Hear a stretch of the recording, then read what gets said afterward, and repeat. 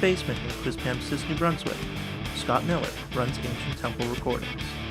Driven by his love for vinyl and obscure, loud music, Miller's label is a product of 10 years of self-taught producing.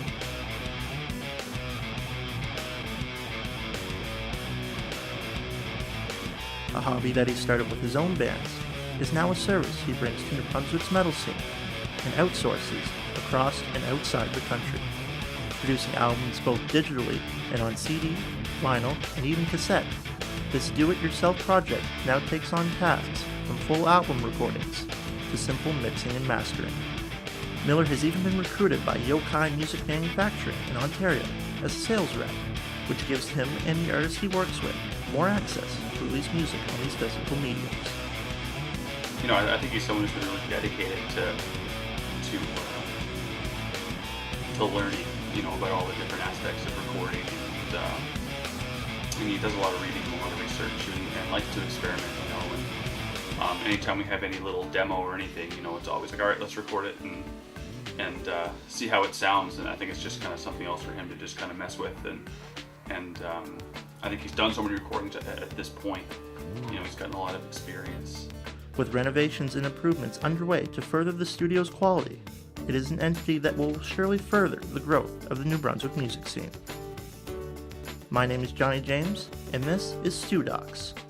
Today, we will be taking a behind-the-scenes look at New Brunswick record label and recording studio, Ancient Temple Recordings.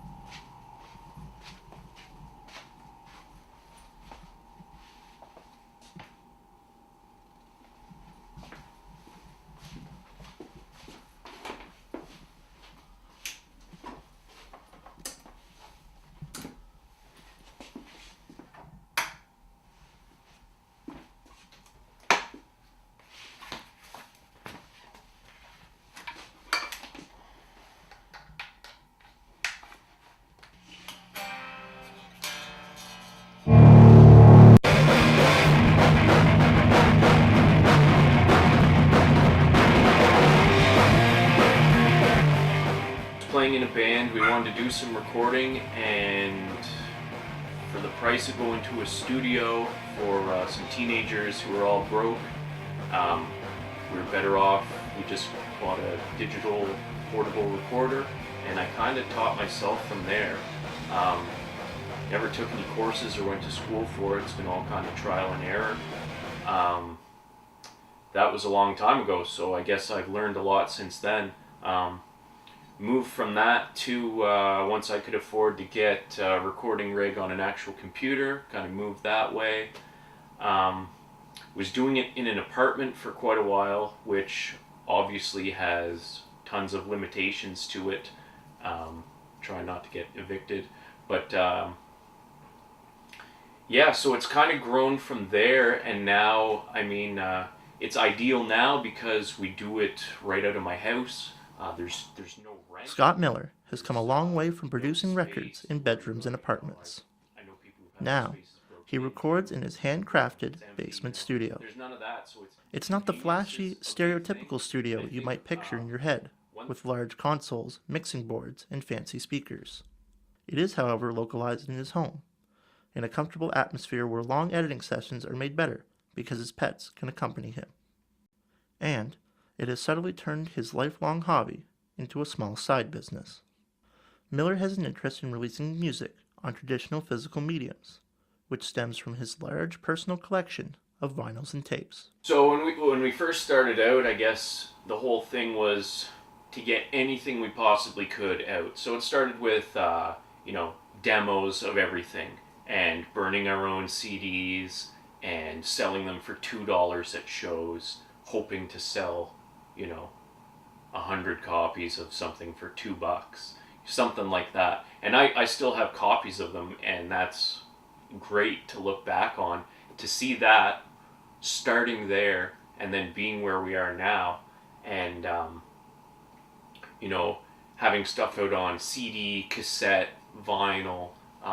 Digital is obviously a huge thing now. just to see that progress is pretty awesome. Currently, operations are slow for the label with the renovation and reconfiguration of the main studio, a process which has involved shifting the recording and editing rooms, the construction of new walls, and better soundproofing. These are changes which will hopefully result in better sounding tracks and, more importantly, less irritated neighbors. I asked Scott to give me a quick tour of the changes he has made. So we did some work to, this is the new live room, and this is where Anthesis has jammed for years now, but we actually put some work into it. So we got the whole thing insulated, we got double thick walls everywhere, double thick ceiling. We've insulated these walls pretty heavy and kind of sealed it off as much as possible, where this is where all the loudest stuff will happen. So as you can see, this is where we track drums and track anything that's super loud.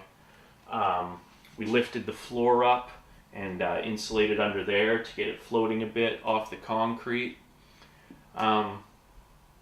Yeah, so this is where the loudest stuff happens. This wall is brand new, this guy here, that wasn't there before. We got a big heavy duty door on here to seal it up as well. Miller says that things will be back to normal soon, as the renovations near their completion. He hopes to increase the label's production with more projects in the upcoming year, some of which are already in the works. So this year, so far, right now I'm working on a Frig Dancer full length, which should be done this spring. Working on new Verses full length, which are there out of Fredericton. That's near completion. So there's a few things in the works, and I've talked to a few bands as well who want to do stuff this year. So I'm trying to keep it. Johnny James, reporting for St. Thomas Journalism.